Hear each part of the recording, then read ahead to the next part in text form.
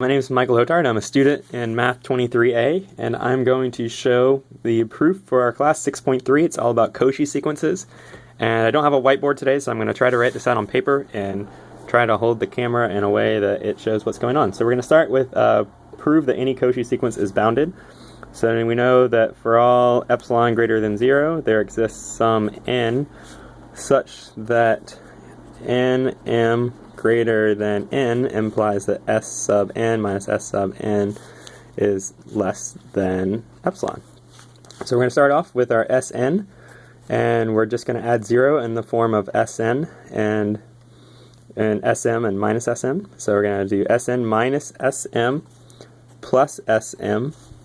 By the triangle inequality, we can split this up and say Sn minus Sm plus Sm is less than.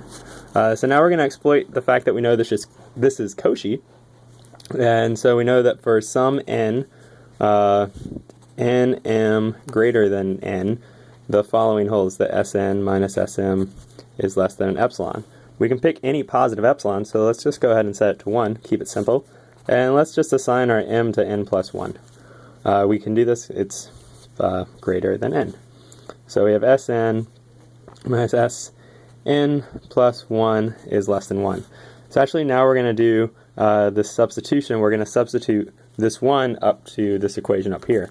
So here we had Sn was less than or equal to now 1 plus Sm. But we actually defined our Sm, so we have less than or equal to 1 plus Sn plus 1. Look, it's bounded! Hooray! For n greater than n. And we also know that, actually this should be a definite inequality, and then this is this. We know that it's max of S1, S2, dot dot dot, all the way to Sn.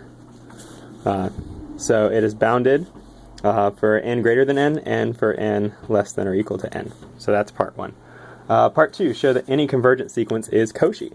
So we know for a convergent sequence that Sn minus S is less than epsilon for some n greater than n. And then epsilon, of course, is greater than 0. So we're going to start off by starting off with what we want to show. And again, we're going to add 0 to both sides in the form of plus s minus s. And then we're going to split this apart using our handy-dandy triangle inequality. Because there is some n such that n greater than n, this is, we can set this to anything because this property holds. So we can set this to less than epsilon over 2 plus epsilon over 2. And so we get less than epsilon. So we have shown that this convergent sequence is a Cauchy sequence for nm greater than n.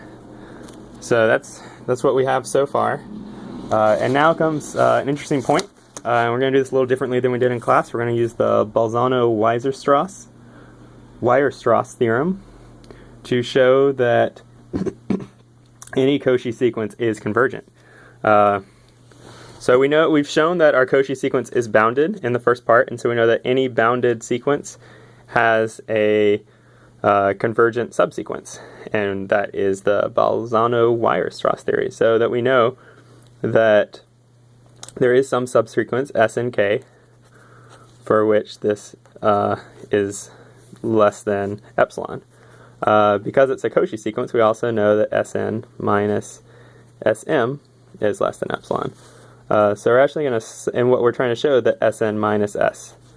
So we're going to say that Sn minus Smk plus Smk minus S, we're adding 0, and we know that this is less than or equal to, by the triangle inequality again, Snk minus Smk plus Smk minus S. This kind of looks like what we have up here.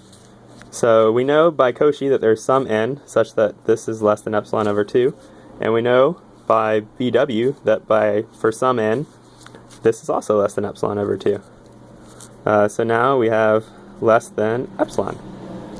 So we show that for a Cauchy sequence, there is some n such that n and m greater than that n imply that Sn minus s is less than epsilon, and therefore any Cauchy sequence is convergent.